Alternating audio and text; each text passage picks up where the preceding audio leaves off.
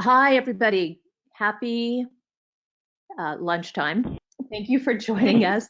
This is Martina Vandenberg from the Human Trafficking Legal Center, and I'd like to welcome you to our presentation today on tax issues and human trafficking and guidelines for advocates. We're thrilled that so many of you have chosen to join, and we have two excellent speakers today who are both experts on tax law and experts on how advocates can help trafficking survivors who are facing tax issues. So 2 words about the Human Trafficking Legal Center. The Human Trafficking Legal Center is a national organization that provides technical assistance and referrals for pro bono human trafficking survivors. And one of the things that we have seen over the last few years is an increase in the number of requests for pro bono assistance from trafficking survivors who are facing tax issues. And so as a result, we worked with one of our speakers today, Professor Jack Snyder, and also Ropes and Gray, to create a guide, an advocate's guide on tax issues, and to increase knowledge about how trafficking survivors' tax issues can be handled. We have put out the guide. It's available as a handout to this webinar. It's completely free. If you go under handouts, you'll find both of the PowerPoints today, and you'll also find the advocate's guide that we published together with the University of Baltimore Law School and with Ropes and Gray. So without further ado, I want to give you just a short introduction. You have their full bios, but I just want to give you a short introduction for each of our speakers. And then I'd like Professor Snyder, Jack Snyder, to talk a little bit for a moment before we get started with the slides, to talk about sort of why this issue is so important. So let me begin with the biographical information on our two speakers. Then I'll turn it over to Jack. And the one thing I do want to flag is that this seminar is being recorded. You can ask questions by putting questions in the question box. We'll certainly answer those questions as we go along. So our first speaker for the slides will be Janice Shi. Janice is the director of the Low Income Taxpayer Clinic at the Maryland Volunteer Lawyers Service. In addition to that, she's on a number of boards, and she also volunteers with the Volunteer Income Tax Assistance Program, or VITA, which offers free tax assistance for filing for people who are low income. And those programs, the VITA program, is enormously important, and we'll talk about that a little bit later. The second speaker with the slides will be Jack Snyder, who is the director of the University of Baltimore Law School Low Income Taxpayer Clinic. He's also an expert on federal litigation, both in tax court and in the district court. And before he became director of the Low Income Taxpayer Clinic at the University of Baltimore Law School, he was actually a trial attorney with the Department of Justice. So Jack Snyder wrote a whole section of the guide on tax issues for human trafficking survivors. And I just wanted Jack to lead off just very briefly with the kinds of intersections that we see before we get into the nuts and bolts of the tax issues. So Jack, do you want to just comment a little bit on cases you've seen or issues that you've seen in the human trafficking community? Sure. Thank you, Martina. This is an area, tax in general, that is foreign to, I think, most HT advocates, and something that my clinic was initially brought into by our Human Trafficking Prevention Project, directed by Jess Emerson here at the University of Baltimore School of Law. Tax is something that is often intimidating to non-tax lawyers, and as I said, it is something that that non-tax folks tend not to think about and tend to shy away from. We've seen this in a number of different postures, and toward the end of my portion of the presentation, you'll see some examples of situations we've faced and different remedies we tried to pursue. But here's a way that that these issues can intersect. You may have a trafficking survivor who has been through the trafficking experience, and that is now ended. But for example, the trafficker may have forced the survivor to file tax returns, either claiming income that was not the survivor's, or even claiming someone else's. Claiming the trafficker's income, and even though income from any source needs to be reported to the IRS, the survivor should not be on the hook for the tax liability of someone else, especially if that's a false return that the survivor was forced to file. There are a lot of different remedies that could be used in a situation like that, and I'll talk about different ways to address that toward the end of my presentation. But there are also situations where a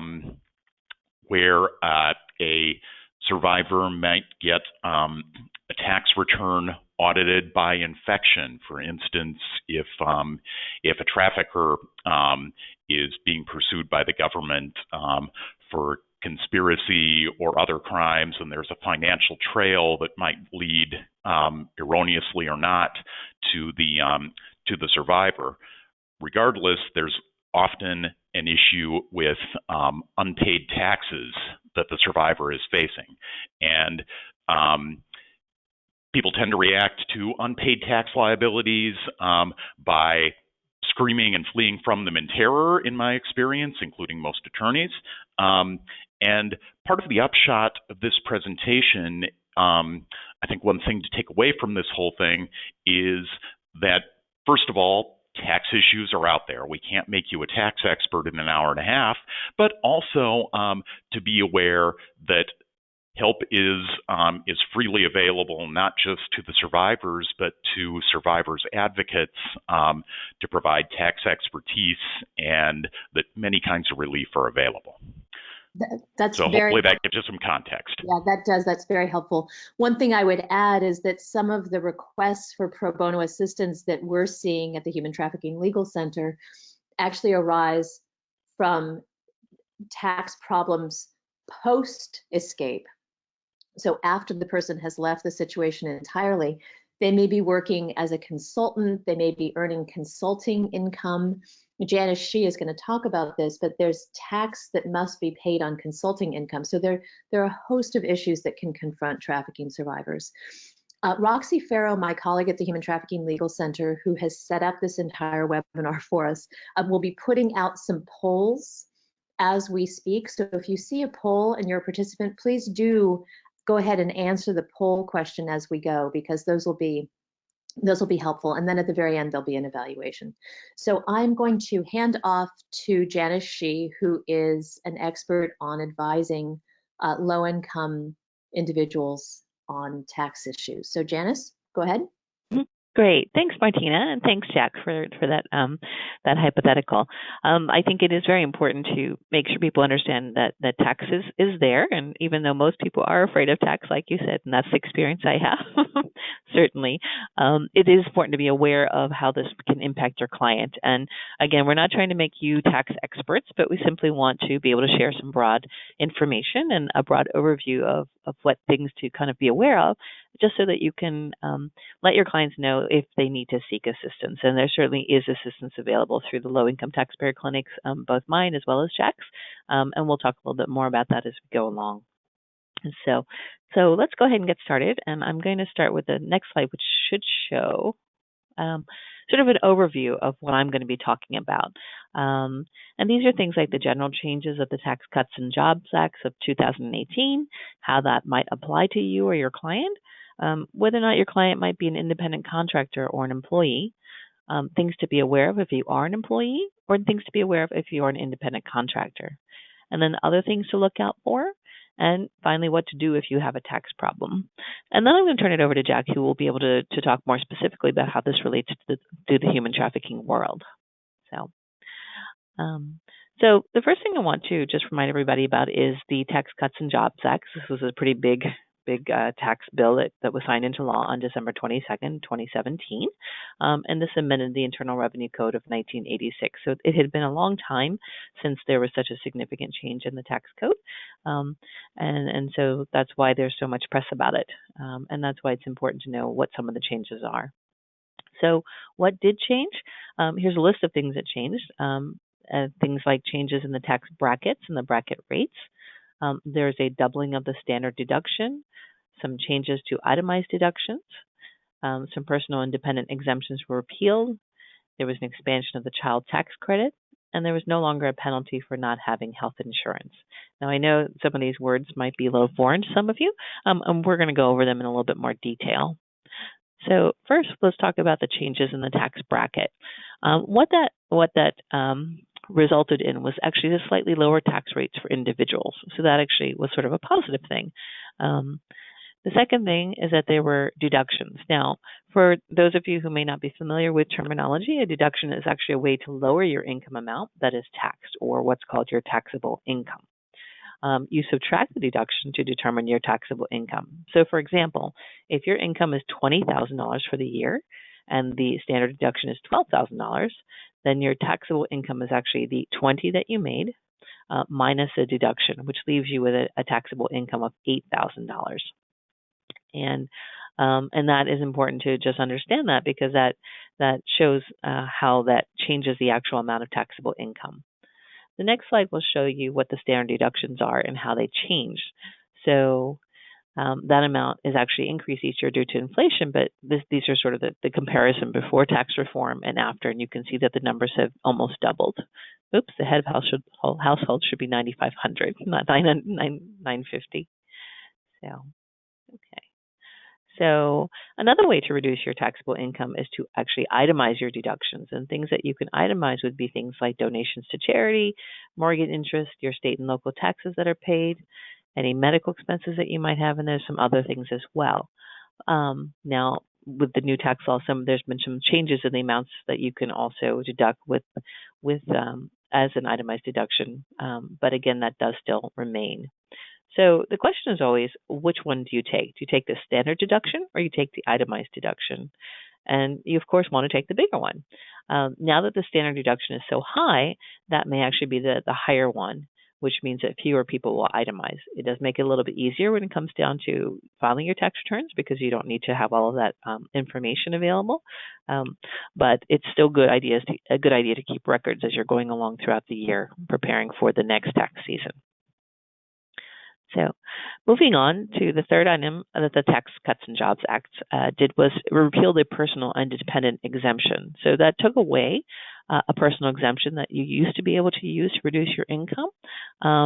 But because that was removed and the standard deduction was increased, that sort of makes up for that. You can still also claim your dependents so that you can get the child tax credit or credit for other dependents. That's a new tax exemption, and we'll talk a little bit more about that. So, and again, I know some of this may seem like it's very specific and detailed, but I just wanted to give you a broad overview. And the most important thing is to make sure that you find a reputable tax return preparer who can review these things with you, and rather than doing it yourself. So there's also an expansion of the child tax credit, and that's a tax credit. Again, a tax credit is an amount that can be subtracted from the taxes that are owed. So, for example, if you owe $100 in tax and you're eligible for $20 in credits, that reduces the amount of tax that you're owed. So now you owe only $80 in tax. And so here are some credits that you could be eligible for. And so these are things to be thinking about.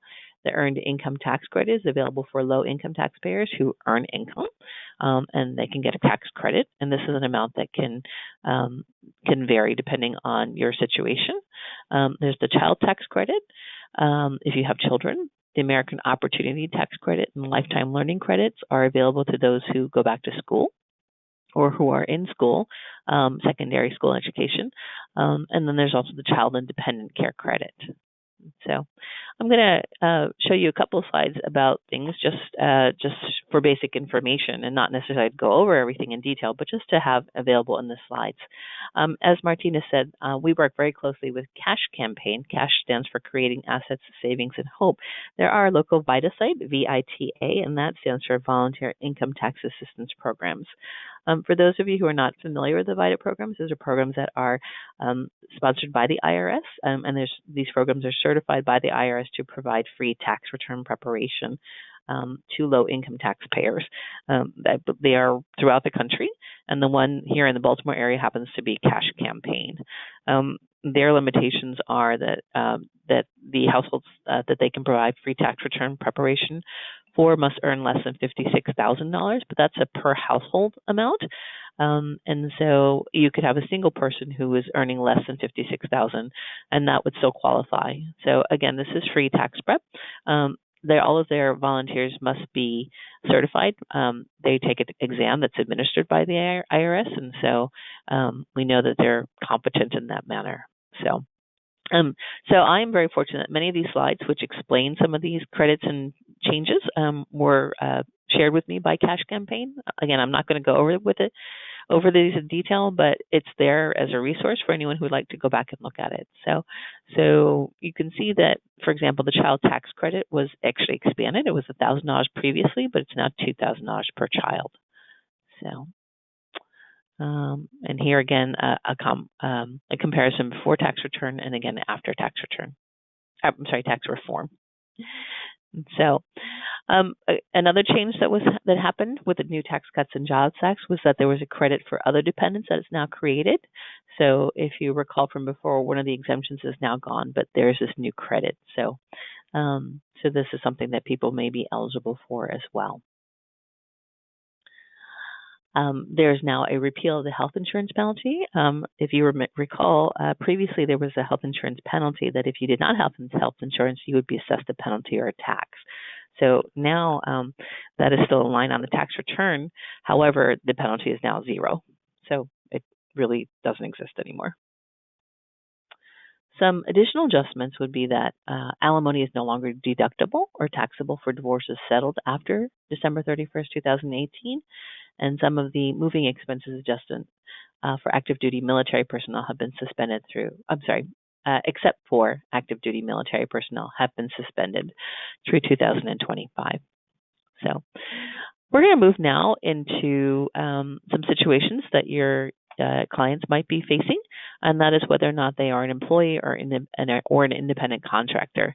Depending on that status, their worker status, they can face different tax challenges, and they also have had some different changes in the Tax Cuts and Jobs Act. So how do you tell if someone is an employee or an independent contractor?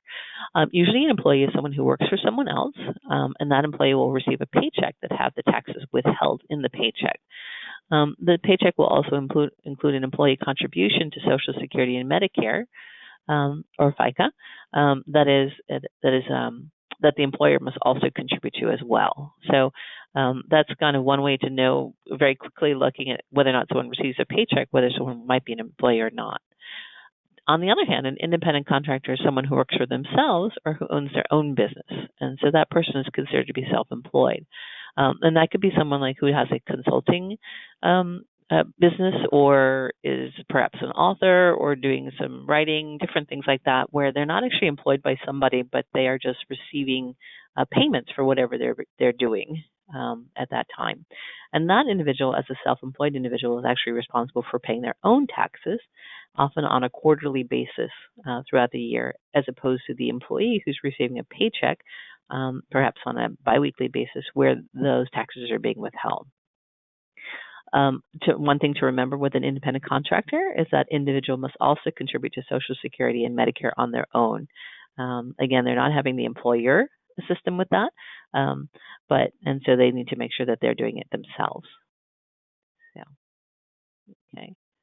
So this is a slide that talks about some of the tax changes that occurred for employees.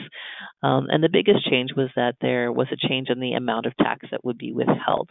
So in order to determine the amount of tax that is withheld from your paycheck to start with, you typically, when you get a job, is you fill out a form called a W-4, and we'll have that in the next slide. And that tells your employer how much tax to withhold. If you withhold too much, then you get a refund at the end of the year. But if you withhold too little, then you owe. So you always want to find that sort of sweet spot.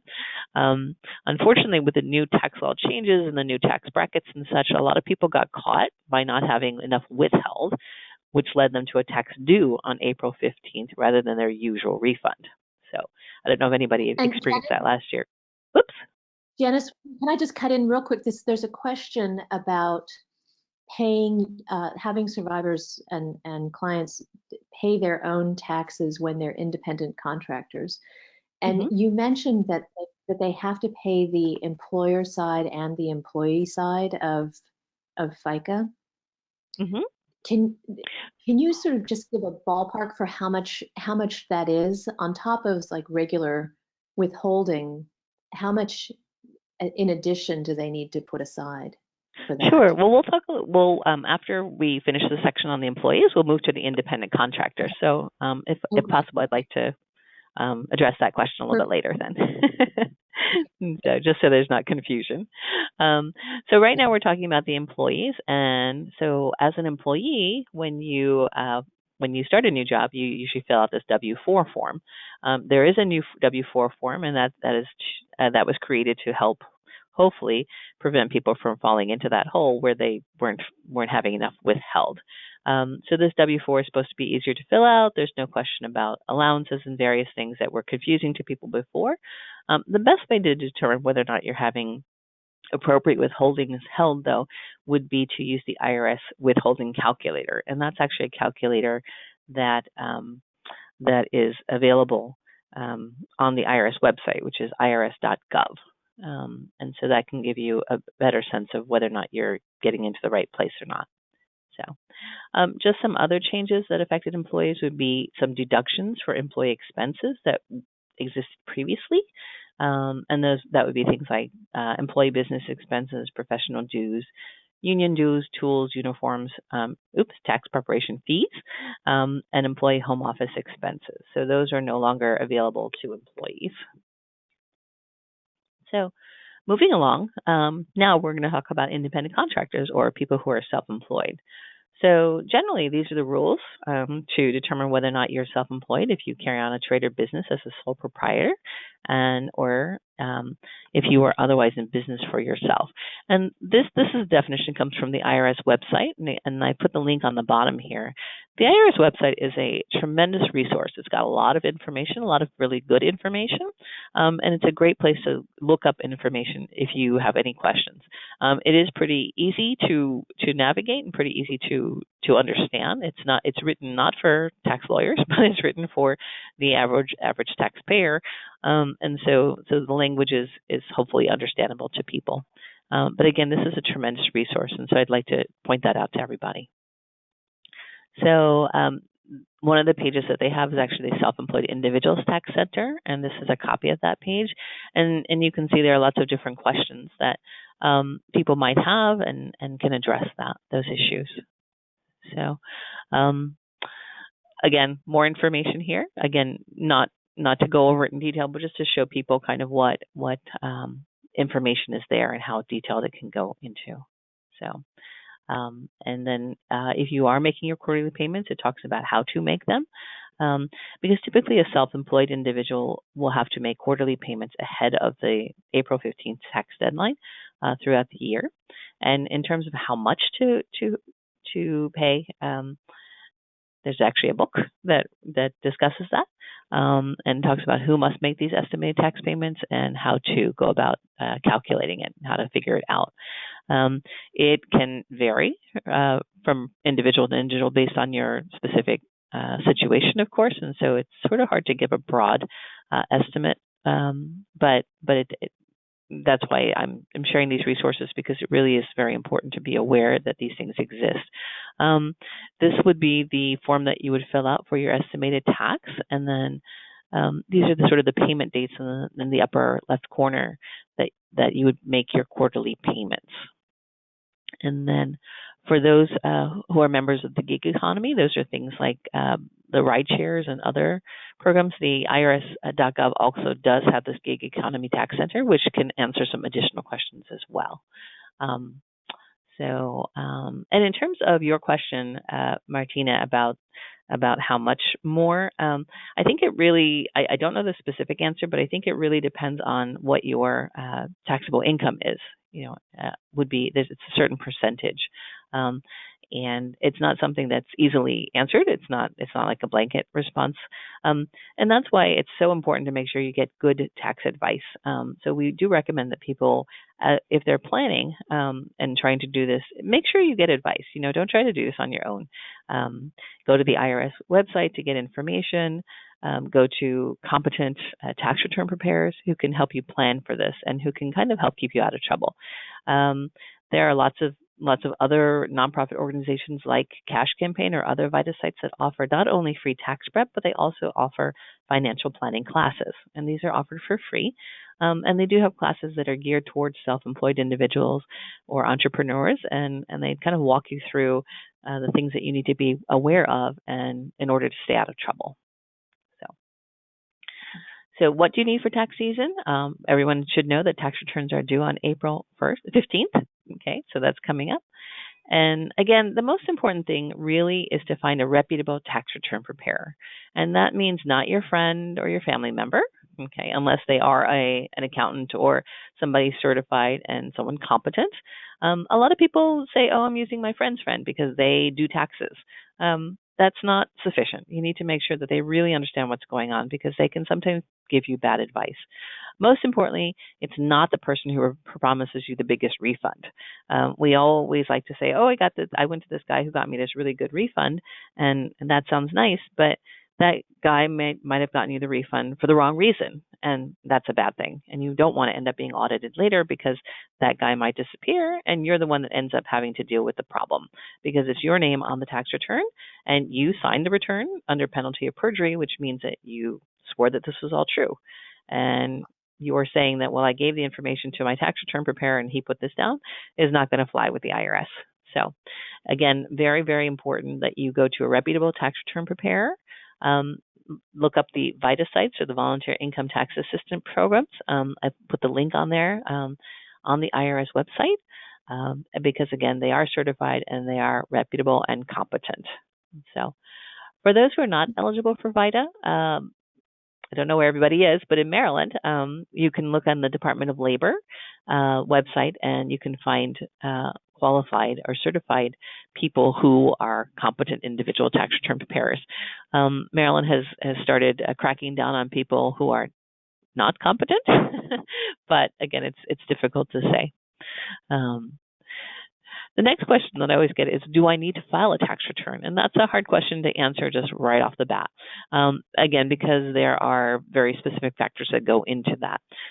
Again, the IRS website is very helpful. And if you can provide the information through this little algorithm, the IRS can actually tell you whether or not you would need to file. So moving forward, then let's talk about what you need to file. For those of you who are employees, you'll be receiving a W-2 at the end of January. And what that does is it tells you how much you actually made, how much money you made, and also how much withholding there was. And again, what the withholding is how much tax you've already paid. For those individuals who are self-employed, you'll receive a 1099, and this will say the same thing in terms of how much wages were, or how much income was paid towards you. It may not show that you paid any taxes, and so because it's based on what the employer has paid. So for self-employed individuals, when you're filing a tax return, you may also want to include something called a Schedule C. And a Schedule C, and we'll go to the next page, which kind of shows you, talks about any income or loss from your business. So for example, if you're a consultant and you needed to travel for your work to do your job. That might be an expense that you spend. So, for example, if you drove your car to do a talk somewhere, that mileage could be part of a business expense. So that would show up on this Schedule C. And again, some of this can be kind of complicated. So again, it's very, very important to make sure you go to a reputable tax return preparer who can help you navigate through this. This is sort of the second part of that page, and then a little bit more on Schedule C. So, and in terms of any changes for independent contractors from the Tax Cuts and Jobs Act, they enacted a Section 199A, and okay, if we wait a moment, here we go. Let's see. So what that did was actually reduce the corporate income tax rate. But then also, because they were concerned about small business individuals, it allowed them to, I think it's coming up here, to offer this new benefit, or QBI, or qualified business income, which would be a deduction equal to 20% of that QBI. So there are some restrictions, but, and again, sometimes this can be very complicated, so it's important to, I can't say that enough, make sure that you find a reputable tax return preparer who can help you with this.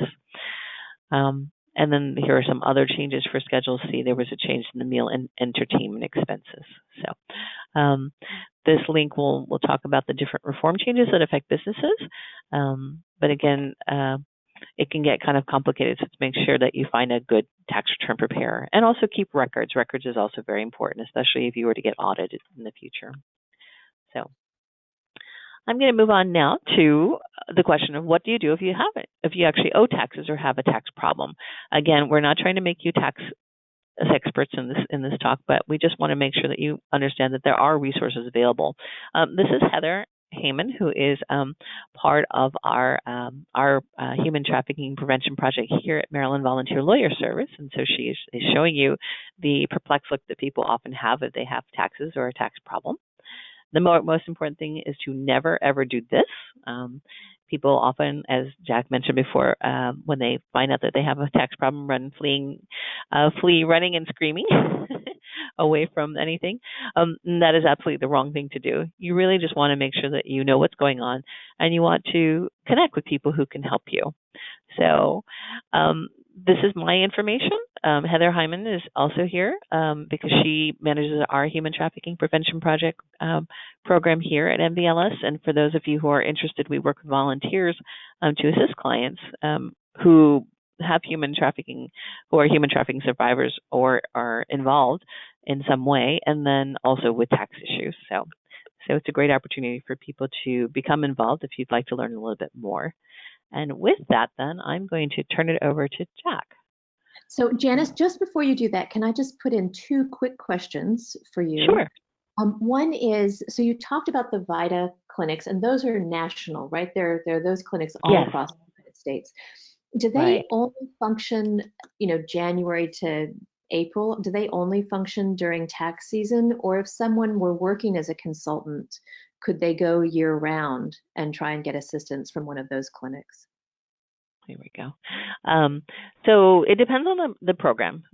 Their primary role is to be available during tax season to prepare current year tax returns. However, many of them, like cash, will be available throughout the year to do back tax returns or other tax returns as needed. Typically, they can go back 3 years as part of the VITA program, but some of the programs actually are able to do other years as well. So it really depends on the program. So it's important to call the program and speak to them specifically. I think if it's beyond 3 years, they may charge a small fee for anything prior to 3 years. But again, it's a very low fee, certainly much less than you would pay if you went to a commercial tax return preparer. Got it. Okay. And then the second question is, I think some of the folks on the phone are advocates and leaders in non-governmental organizations who may employ survivors as consultants. And so as people who are sort of literally providing 1099s to survivors, is there any guidance that those organizations should give to survivors who are working with them as consultants, doing training or whatever it might be? I think the important thing is to let people know that they, as a self-employed individual, that you are responsible for paying quarterly taxes or your own self-employment taxes. I think many people don't understand the difference between being employed versus self-employed, and so they come to the end of the year and then they get a 1099, and then all of a sudden they realize they haven't paid any taxes, and that's where they're stuck. And that's when we see them.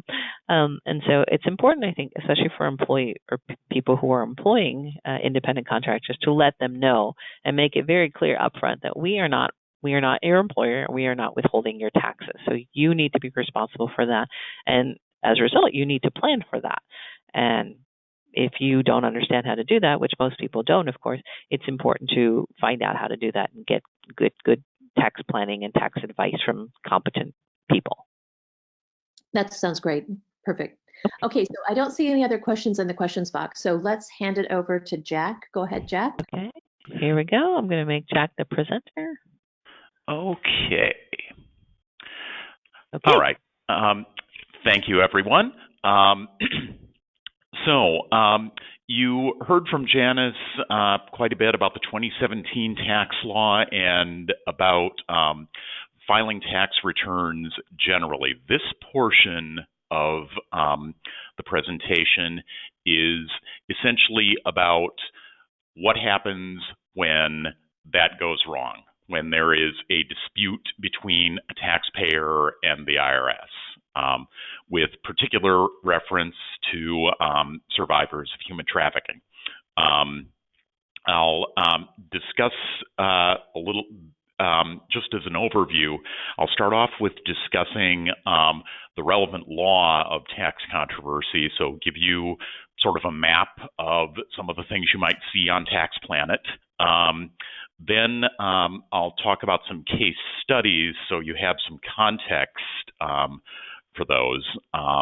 Again, as we've said a couple of times, we can't make you experts on tax within the space of a program this short, but we can hopefully give you a general overview and show you some things to look for. And then I'll finish off with some general practice tips and things to be aware of, particularly as a non-tax person dealing with HT cases, things you might want to ask a client or things you might want to look for that might suggest there's a tax issue in the background. One thing to keep in mind, once again, is that what I'm going to be talking about here, there are low-income taxpayer clinics all across the country. I'll extensively discuss them later on. They're discussed in the guide that's been provided to you. And Janice and I both work at low-income taxpayer clinics. We are a different program from the volunteer income tax assistance sites that Janice was talking about. So we're not dealing here with a situation of preparing a tax return. We're dealing with a situation where the taxpayer is already in dispute with the IRS, either at an administrative level with the agency or actually in court. So this area of law is called tax controversy, and it's something of a special thicket, even for tax lawyers. It's the area of law, as I've said, that deals with disputes between taxpayers and the taxing authority. Most cases are argued out at the administrative level. The taxpayer or the representative resolves the matter with the IRS. Examples of this would be situations like audits or a lot of collection disputes. There are also litigation cases, although those are much rarer. This is actually court litigation between a taxpayer and the IRS or the Justice Department representing the IRS, what I used to do back when I was in practice, as Martina mentioned at the beginning. I think when you're learning about this area, it's useful to think about two different stages or two different kinds of the tax controversy process. One theme of tax controversy is that as a case moves through the system, different doors open and different doors close. And what kind of relief is available and how to deal with an issue strategically changes depending on where the case is. So there are disputes as to liability. This is a situation where the taxpayer is arguing about whether they're substantively liable for a tax. That is, does the taxpayer's tax return reflect reality? Again, so an audit is an example of this. Taxpayer goes into the IRS and the IRS says your return is wrong. Taxpayer says, no, my return is right. Here is how I'm going to prove it. Most court cases are also disputes as to liability. Disputes as to collectibility are something that probably what most of us intuitively think of when we think of disputes with the IRS. And these are situations where we're assuming that the taxpayer is liable for the tax that has been determined. It's usually no longer possible to dispute how much the taxpayer owes. Those doors have closed. Instead, the issue becomes, should the taxpayer have to pay that full amount, even though the taxpayer is legally liable for the whole thing? This is where the proverbial settle your tax debt for pennies on the dollar comes from. Occasionally, that does happen, although, of course, that's relatively rare in reality. So let's explore each of these a little bit more. As I was saying earlier, the tax controversy process begins with the filing of a tax return. As Janice said, they're due on April 15th. First comes the wearing of the green, then comes the sharing of the green. As I'll talk about in quite a bit of detail later, the service, which is what tax practitioners tend to call the IRS, holds tax returns and return information, anything that really identifies a taxpayer, strictly confidential. This is, of course, beneficial to taxpayers' privacy, but it can sometimes make things difficult for a representative, especially if you are not a tax person and are just assisting the taxpayer in another aspect of their lives, like an HT issue. Many returns show a refund. If the IRS determines that the refund is accurate, then the situation is over. But if you think about a typical tax return for a person earning any significant amount of income, usually there's something filled in on the line that says tax. The person may not end up owing the IRS anything because maybe they over withheld, as Janice was talking about, or they can claim some kind of credit that actually gives them money back. But if a return shows a tax liability, even if it's one that's already been paid off through withholding, or one that hasn't been paid off, say if the person is an independent contractor and hasn't done any withholding. If the return says, I owe tax, the IRS is going to take the taxpayer's word for things and assess the liability. And this concept of assessment is an important one to be aware of, even if you're not a tax specialist. An assessment is just the recording of a liability on the books of the IRS. Normally, of course, if a return reflects, say, tax due, but there was also over withholding, the amount of tax gets assessed, the refund gets credited, and the person gets a check or gets an electronic deposit. The IRS has 3 years from the date the return was filed, and for a return filed before April 15th, the earliest the 3 years can start to run is April 15th. 3 years from the date the return was filed to assess a tax liability for the period covered by that return. So if you think about it, what this actually means is that the IRS has 3 years to look at a tax return from the time it was filed and say, wait, that return was wrong. And to say, since this return was wrong, we believe your tax liability isn't what you reported it to be. We think it's actually more. That process that I just described, that is what an audit, or as tax people tend to call it, examination is. So this 3-year window is the first of a couple of time periods that you should be aware of. There are some exceptions to the basic 3-year assessment statute of limitations, and there are 2 that come up a lot in human trafficking related cases. First of all, if a taxpayer was required to file a return for a tax year based on those criteria that change slightly from year to year, as Janice was discussing, if a taxpayer was required to file a return but didn't file one at all, then the IRS has an unlimited amount of time to assess. And that's why it's important to be aware of the fact that, for instance, some VITA sites will go back a number of years and prepare old tax returns. Often, if there are older unfiled tax returns involved, usually one of the first things that a clinic like mine does is get those back tax returns filed in order to start that 3-year clock running. The other thing to be aware of in these cases is that if a taxpayer filed a return that is fraudulent, that is a return filed with the intent to deceive, then the IRS has an unlimited amount of time to assess. So they could go back 10 years later or 12 years later and assess more and say the return was wrong, we're assessing more tax. Now, why do we care so much about this assessment stuff? It's because the IRS can't collect a tax liability without an assessment. So it's the predicate to everything else that I'm going to talk about.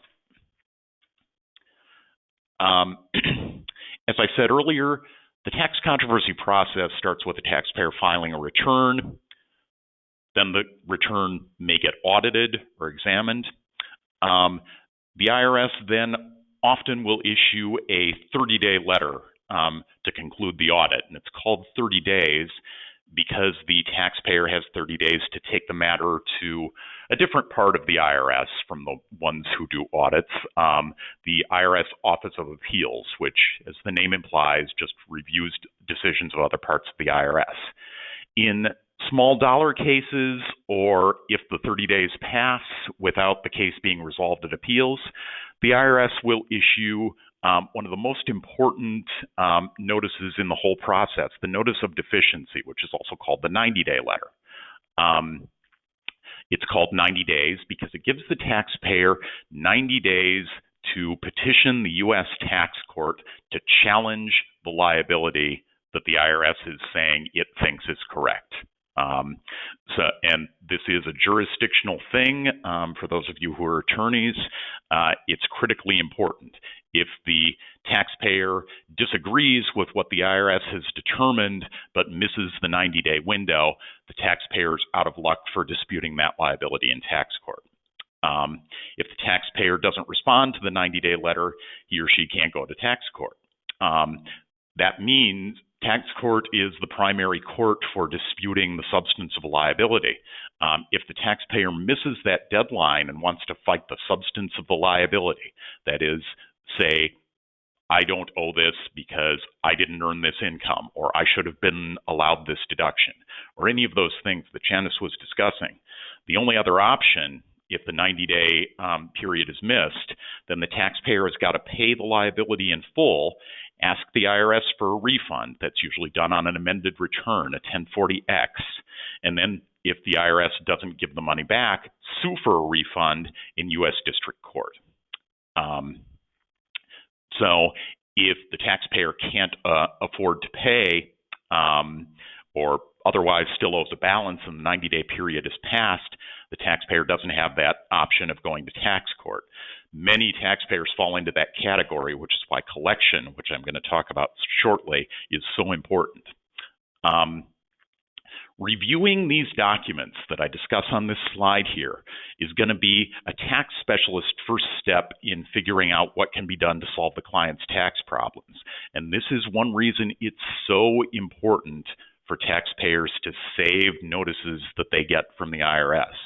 As Janice was saying, many taxpayers that we deal with in HT cases and otherwise get notices from the IRS.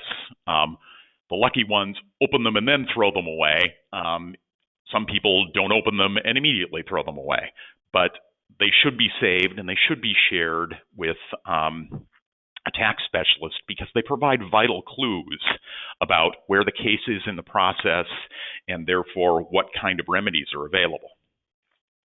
Let me give a little digression into issues related to fraud because unfortunately this tends to come up a lot in HT related cases.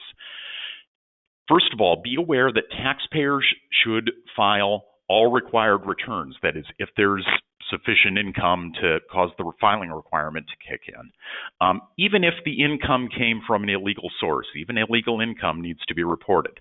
The IRS doesn't care in its role as the IRS if the income was illegal. All that the service cares about is what's the income reported.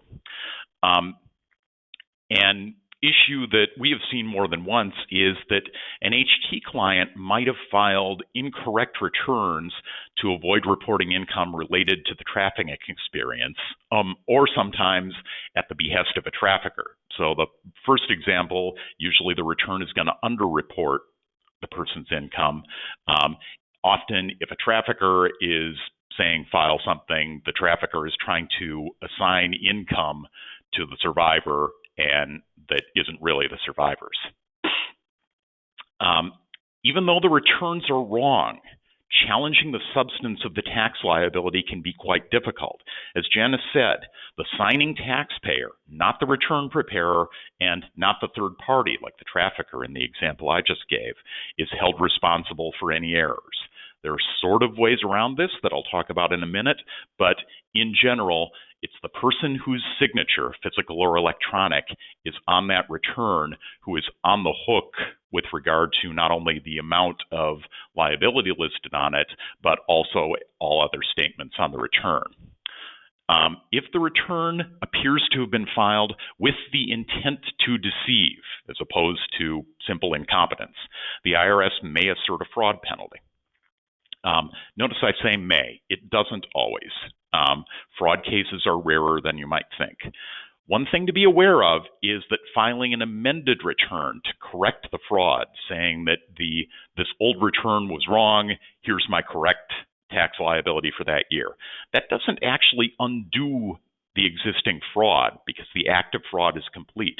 But it's still important to do this because disclosing that the original return was wrong shows the taxpayer's good faith and will often prevent the IRS from asserting a fraud penalty.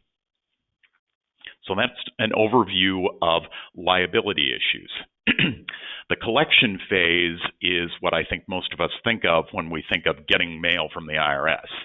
Once a liability is assessed, remember assessment, the IRS has 10 years from the date of assessment to collect it until it expires. There are three major options for collection relief. Again, these are ways to dispute whether the taxpayer has to pay without disputing the amount of the underlying liability substance. There are three major options. There are some other options that are outside the scope of this presentation, but the three I'm going to tell you about here are currently not collectible status, installment agreements, and offers in compromise. In some limited circumstances, too, the taxpayer may be able to claim return preparer fraud relief if the returns truly were prepared fraudulently by the return preparer without the taxpayer's knowledge. That's hard to assert, often requires a police report about the return preparer's behavior, but it is possible to try.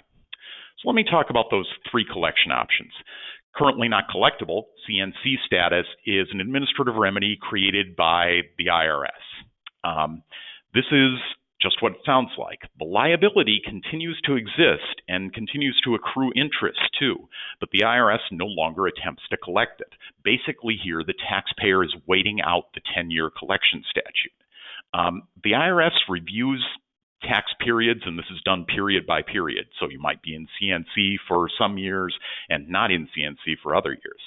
It reviews these CNC determinations every year, and if a taxpayer's income increases substantially, the year comes out of CNC and IRS enforced collection like levies on wages or bank accounts or the filing of notices of lien will go ahead.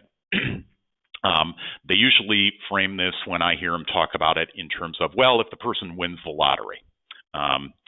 While in CNC status, the IRS is going to file a notice of federal tax lien if the taxpayer owes a large balance. This sounds worse than it is in some ways. Federal tax liens are not reported to the major credit bureaus anymore, so there's no significant harm to a taxpayer's credit rating. The main issue is if it's against a major piece of property that the taxpayer owns, it can make sale of that difficult. While in CNC status, the taxpayer is not going to receive any refunds that show up on subsequent returns. Those are going to get offset toward the outstanding balance. And after the collection statute of limitation expires, after that 10 years runs out, the IRS won't be able to collect anymore.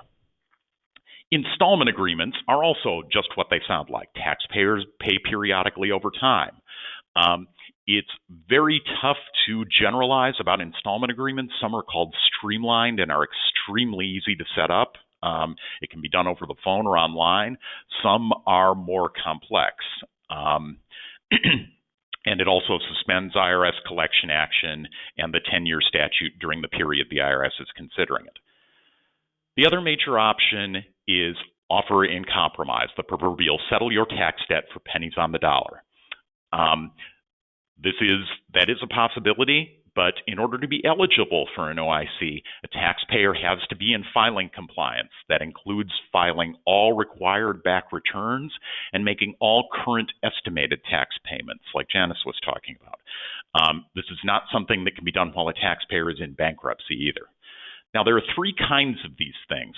Doubt as to collectability, which is just what it sounds like. Taxpayer says, look at my finances, IRS, I can't afford to pay this. Doubt as to liability, which almost never happens, therefore I won't discuss it any further. And effective tax administration. This is an oddball catch-all situation where even though the person can pay the liability on paper, there is some policy reason, and we'll talk about examples later on, where a taxpayer may be able to get the liability compromised, even though on paper the taxpayer has enough income and assets to pay it off. You should be aware that filing an offer in compromise is a fantastic way to resolve a tax debt, but it's a document-heavy process and it's a time-consuming one.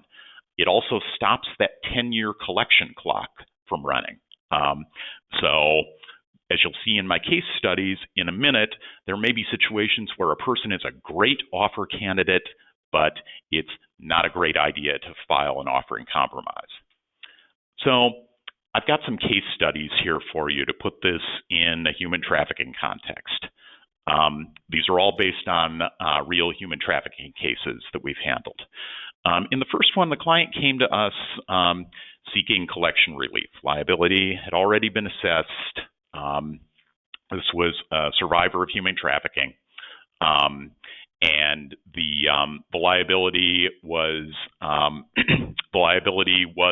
somehow related to the trafficking experience. Client didn't have any earnings at that point, but she had gotten married and was concerned that the IRS would collect from her husband, who was making earnings at that point and had no connection to the outstanding tax debt. These were from her own separate returns from many years earlier. On pulling her IRS transcripts, which are the major way to get information from the IRS, we discovered she had only about 2 years left on the collection statute. That's what CSED stands for, Collection Statute Expiration Date. So she was close to the end of the 10 years.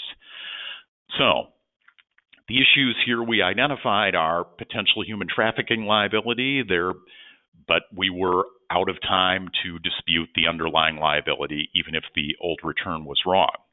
We considered seeking an offer in compromise, but the husband had income. It would have been difficult to prove doubt as to collectability because there was income coming to the household, even though she wasn't getting any. Ultimately, we decided to have this client placed in currently not collectible status with respect to this liability because there were only 2 years left on the collection clock. It would have taken probably close to a year to get an offer in compromise processed, so it would have been imprudent for us to do that. That would have just had the liability hanging over the taxpayer's head for longer.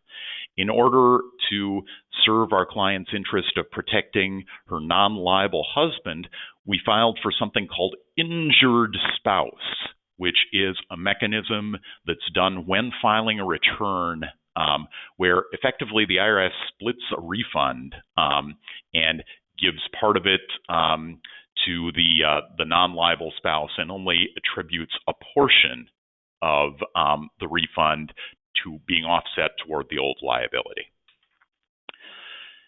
In case study number 2, client comes to us with a large liability. This was another trafficking survivor, but here the issue wasn't directly related to the trafficking. It was due to the financial hardship after being trafficked. And this taxpayer hadn't withheld state or federal taxes from her paychecks for several years, so very large tax liability. Client was earning wages, but they were low. Her income and assets didn't come close to being sufficient to meet her daily needs, let alone paying her tax debt. So here we've got an obvious collection issue. Again, there was no option to dispute the liability. These were based on filed returns, and the taxpayer agreed that she owed this amount. We considered the various kinds of collection relief. Here we ultimately went with an offer in compromise based on doubt as to collectability. We mentioned the trafficking experience in our submission to the IRS, but the trafficking experience wasn't the central highlight because the service isn't particularly familiar with human trafficking situations. Instead, we focused on doubt as to collectability, the kind of collection relief that's most familiar to the IRS. And the financial substantiation very much supported the taxpayer's argument here. In case 3, a trafficking survivor came to us with a large liability, not knowing anything about where it was from. She just got an IRS notice one day. Upon again pulling her transcripts from what's on the books of the IRS, we determined that she had apparently filed large balance due returns for several years that she was unaware of. She didn't remember doing any of that. After much discussion with the client and some investigation into the trafficking experience, we realized that, well, we might have been able to seek collection relief here, liability relief. The time had again elapsed, so we couldn't do that. But since she was completely unaware of what had happened and there had been the trafficking experience, we decided to make an identity theft submission to the IRS, essentially saying to the IRS, yes, we know you have returns with this taxpayer's name on them, but she is not the one who filed them. And then the IRS went ahead and processed that administratively. And if the IRS does make a finding of identity theft, then the issue will actually go away. In this fourth example, this is maybe most interesting for HT folks. The client came to us for collection relief with a liability that came from the trafficking experience. She was in CNC already. She anticipated finding work soon, so her income is going to increase. So she may be coming out of currently not collectible status. Her income is relatively high, so it doesn't look like there's any doubt as to collectability here. So here, what we did is we still submitted an offer in compromise, but we submitted an offer in compromise based on effective tax administration that I described earlier. And here, the policy reason for the offer was a little thicket in the service's ETA guidance saying that it's possible to compromise a liability when the liability arose due to the crime or fraud of a third party. So here, the liability arose due to the improper assignment of income that actually belonged to the trafficker to the client. So we made that We made a submission based on that. It was a more complex offer for that reason than a collectability offer, but the service was receptive to that argument. Let me give you a few tips about identifying tax problems as a non-tax lawyer. It's always useful to ask the trafficking victim whether they've received any notices from a federal or state agency regarding money that is owed. Sometimes they'll have IRS or state revenue agency notices. Sometimes they will have simply received scam information with individuals pretending to be the IRS and just trying to get money from them. It's also important to ask the person about have they filed past tax returns? To know if there are any unfiled tax returns that need to be filed to start the 10-year clock running. It's also important for the taxpayer. Normally a non-tax representative can't do this because it requires access to the taxpayer's social security number and filling out a special IRS form. Contact the IRS and request the last 10 years of tax account transcripts. And these transcripts, this can be done electronically or done via phone call. It's relatively straightforward for a taxpayer who has a smartphone. These will show what everything the IRS has done with respect to the last 10 years of tax liability. It's also important to contact the state taxing authority to determine if there's an outstanding state liability. State taxing authorities tend to fly more by the seat of their pants than the IRS, so that's an important thing to look into as well. And of course, determine if there are any mistakes on any past filed returns that need to be changed, like if there is income that doesn't belong to the person or income that was omitted. It's also useful to assist the trafficking victim in pulling a copy of a credit report to determine if there are debts that that the person may not know about, or an identity theft issue. Non-tax debt can actually affect resolution of the tax problem. It's also worth searching public records for any recorded liens. One way to spot a tax liability is if a notice of federal tax lien has been filed. And of course, it's important to be aware that tax issues are time sensitive, so seeking specialist help is important. Some practice tips. Be aware that this is a different practice culture world from what you may be used to in the HT world. The IRS is not out to get the taxpayer. The service's goal is just to determine and collect the correct amount of tax liability. And the IRS and the courts too will consider fully substantiated arguments. Generally, if you can provide a document, or if you can't provide a document, an affidavit establishing what actually happened, it'll always be considered and will often be accepted. Know your audience here. Document, document, document. The more third-party documents, rather than the taxpayer's unsupported statement that the taxpayer can use to substantiate what happened, the easier relief is to obtain. Keep in mind, too, taxing authorities aren't very familiar with HT cases, but when the HT situation is explained to them, the IRS, in our experience, has been very understanding with considering the exceptional circumstances fully and trying to be fair as long as it's documented. And having worked these cases, often there are law enforcement reports and other data that can be used to substantiate things, and the service looks at those very carefully.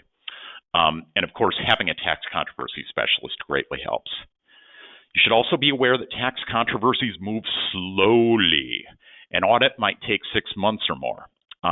An offer in compromise, like I was talking about, usually takes a minimum of 2 months, more often 6 or 8 to process. And as I said earlier, keep in mind seeking collection relief suspends the collection statute of limitations, but it also stops the IRS from collecting. Keep in mind, too, that this is generally not a situation where a taxpayer should be worried about the IRS spreading information around. Tax return information is kept very confidential under this statute, Section 6103 of the Internal Revenue Code. The IRS cannot, it is prohibited from, informing third parties about a taxpayer's liability or other tax issues absent some exception from that statute. There are a lot of exceptions, but often they will not apply. A major one to be aware of is spouses and ex-spouses who filed a joint return for that year. They are entitled to information about the tax liability and the return information because they are the taxpayer on the return as well. Keep in mind, as I said earlier, a representative needs an IRS Form 2848, a power of attorney, to talk to the IRS, including requesting transcripts. So this is often not something that an HT specialist will do. Usually it requires the involvement of somebody like us or like one of Janice's volunteers. Jack, this is Martina. Could I just break in for 1 second? Because we have some questions that have stacked up, and one of them I think fits here. Sure. On this question of confidentiality. Mm-hmm. A couple of people have raised the issue of individuals who are undocumented who are working. And mm-hmm. So I think there are 3 questions that come from that. One, what's the best advice for people who don't have authorization to work but who are working? Do they need to file tax returns? Is the first. Mm-hmm. Okay. So the answer is yes, the person, speaking just from a tax lawyer's point of view, yes, the person should file returns. The service is not going to disclose that information to other government agencies either. So that, and of course, as immigration specialists know, filing tax returns is important to demonstrating good moral character for resolving status issues. The person is going to need to obtain an individual taxpayer identification number, an ITIN, from the IRS until the person can get a Social Security number. One thing that the person should be aware of is they should get that ITIN, request that from the IRS rather than filing using someone else's Social Security number. I know that does happen, but filing using someone else's SSN creates confusion for both people involved in that situation. And I think the second very brief question, and then we'll go on, but the second brief question is, you've already answered this to some extent, but would the IRS ever share information with immigration? Almost never, and in fact, in cases that we have handled where the person has had immigration issues going on from our point of view in the background while the person is working on a tax liability, sometimes that actually is a problem. The immigration authorities, as immigration specialists will know, things like an unresolved tax debt will create problems for, say, obtaining a favorable result in a citizenship hearing. The IRS is not going to be able to, if the person enters into an installment agreement, that counts as resolving the outstanding issue. So they're paying down the tax debt. But the IRS isn't going to be able to tell the immigration authorities about that. So the taxpayers need to save records of what they have done and be sure to document it. I can't think of it. Every situation, of course, is different, and there are Section 6103 is a long statute. There are exceptions where disclosure is authorized, but they very rarely apply, in my experience, in situations like that. And the IRS takes this very, very seriously. There was a case over a decade ago now where some tax return information of undocumented workers was disclosed by one IRS office to immigration authorities, and the service fired all the people responsible and severely reprimanded everyone involved quite publicly. So the IRS takes its obligations under Section 6103 very seriously, and those obligations apply not only toward disclosing information to other individuals or the press or state governments, they also apply toward other parts of the federal government. Got it. Thank you. The next thing to be aware of in terms of practice tips is that help is readily available. Just as there are volunteer income tax assistance sites that can help with current and recent past year return preparation, there are low-income taxpayer clinics, LITCs, that provide free representation or sometimes very low-cost representation with federal tax controversies with incomes within 250% of the federal poverty level. There's a list in this IRS publication that comes out every year. You can see the link, there on my slides. And both Janice and I are LITC directors. Some are like my clinic, where cases are worked in-house by my student attorneys. Others, cases are referred to volunteers, like at Maryland Volunteer Lawyer Services. One thing to keep in mind, despite the importance of getting help and its ready availability, is that just having a tax lawyer is not going to solve the problem. This is not a situation where the taxpayer can simply fire and forget it. This is tax disputes, because they move so slowly and because particularly collection relief often requires such extensive substantiation of the taxpayer's situation. For those two reasons, the taxpayer needs to remain continuously involved by helping evaluate options, and particularly by gathering supporting documents and otherwise providing information. It's very, very difficult for the tax controversy representative to work these cases without regular access to the taxpayer. And I can speak from experience, having worked on HT-related cases. I know that this often can be a problem for trafficking survivors who tend to be more mobile than other populations. Just a couple more special HT-related issues that are less common in the general controversy world. I know that many advocates work with criminal-related matters on issues like expungement. There is everything I've been talking about so far and everything Janice was talking about involved civil tax. Even when I was talking about fraud, that's civil fraud. That's not the crime of tax fraud, which is a separate thing. There is some overlap between civil and criminal tax matters. Federal tax crimes are rarely charged, but it does happen. A typical person is more likely to be charged with federal crimes like conspiracy or money laundering than an actual tax crime, like, say, filing a false tax return. As I said earlier, a thing to keep in mind is that all income, including income from illegal sources, must be reported for tax purposes. Here I have one bit of serious legalese, res judicata, from criminal case resolutions on my slide. What this means is the following.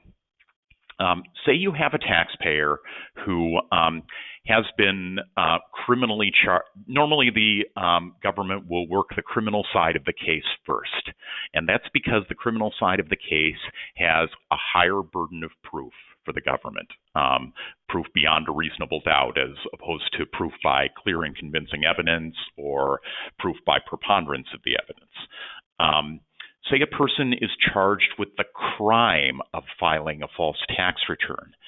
If that person is found guilty of filing the false tax return, and there is a determination saying that the person filed a return with intent to deceive, that determination is going to be binding in a subsequent civil tax case, because the government has already demonstrated all of the required elements to show not only the criminal issues, but also the civil issues, because they're supported by the same evidence. So this can be another reason that it can be difficult to challenge the underlying liability in an HT-related case, and that's why I spent so much time on collection rather than liability. In that vein, an issue that seems to recur a lot in these cases is a prior erroneous tax return. Notice I say erroneous, may or may not be fraudulent. Keep in mind that taxpayers, not the return preparer and not the third party, even if the third party is a serious bad actor like a trafficker who coerced the taxpayer into filing this thing. The taxpayer, the person whose signature is on the return, is responsible for the content of the return. Misconduct by the third party is legally speaking a matter between the third party and the taxpayer, not a matter for the IRS. So if you've got a situation where a trafficker coerced the taxpayer into filing a return, say claiming the trafficker's income, or omitting illegal income, or that's generally wrong, what do you do? Duress, as in most other areas of the law, is very hard to prove here. This is why options like offers in compromise are so important with resolving liabilities or with resolving tax issues in these cases. It's because in that situation, even though the taxpayer is on the hook for, say, the $1 million of income that doesn't really belong to the trafficking survivor, it isn't possible to argue to the IRS, well, this tax return is wrong, the actual correct liability is X. Instead, you raise those same issues in a different context. You would say, look, this return is wrong. It was filed due to the crime or fraud of the trafficker, and therefore, my taxpayer should not have to pay this amount of tax as a matter of collection relief. Instead, the taxpayer should be given an offer in compromise for, usually it's for some de minimis amount in a situation like this. We've had cases where we've offered on a multi-$1,000 liability where we've offered $100 or $10 or $1. And if the situation can be substantiated, the service can accept those. So occasionally settle your tax debt for pennies on the dollar is a real thing. Keep in mind that if the prior erroneous return was filed with intent to deceive, the return is fraudulent. That doesn't mean that the IRS is necessarily going to assess a fraud penalty. It just means that they could. Filing a correct amended return, as I said earlier, doesn't undo the fraud, but it shows good faith and can often prevent the imposition of a civil fraud penalty, let alone criminal issues. And as I discussed, ETA offers can be a back route to show the inequity of the situation. So it is possible to get those explanations before the IRS, but you have to go a different route. Here you see my contact information at the list of low-income taxpayer clinics again, and I think we have some time for some questions. That's terrific. Thank you so much, Jack. So there are a few questions that have been piled up, and if people have more questions, please do send them in the question box, and we'll ask them in the last few minutes of the webinar. So a couple of the questions that came in are actually for you, Janice. Someone has asked whether there is any kind of worksheet online or anything that you would suggest that can be used for trying to assess how much a person should be paying in quarterly estimated taxes. Okay. Yeah. So probably the best resource is to go back to the IRS website, and that's irs.gov, G-O-V, and to look on the self-employed page. And I think our slides are available. Are they not, Martina? They are. They're on the handouts. They are. So if anybody wants slides, they can go to the handouts and just download them. Yeah. So there should be a link there under the self-employment slide section, which can take you then to the those pages, and then those pages will speak into more detail about how much you might, what you need to consider, what factors you want to put into that in order to determine how much tax you owe. But again, I think it's always best to speak to a professional, someone who really knows what's going on, and that's where a really good tax return preparer is very helpful. So it has to be someone, again, competent, someone who's certified, and someone who is going to be around for a while. Certainly don't go to anybody that disappears after tax season. And Janice, you provided the dates, April 15th, January 15th, June 15th. You provided the dates for those estimated tax payments. What if someone blows the date? Can you turn in an estimated tax payment in some random date At a other later than the time? quarterly deadline? Well, certainly paying it later is better than not paying it at all. But it's not uncommon that people will not be able to make those payments. Sometimes there can be a penalty assessed for a late payment. And so that would be why it would be important to make sure you're trying to stay on top of things. And if you're making insufficient payments, that can also trigger a penalty at times.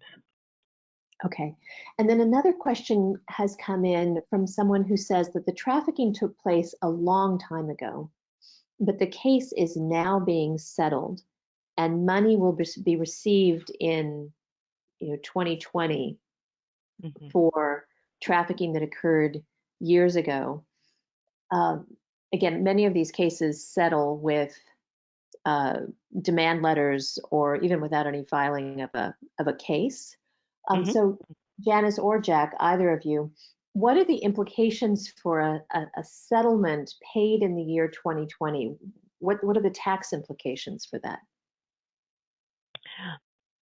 So I'm not familiar with how the settlement, how settlements are structured in terms of that.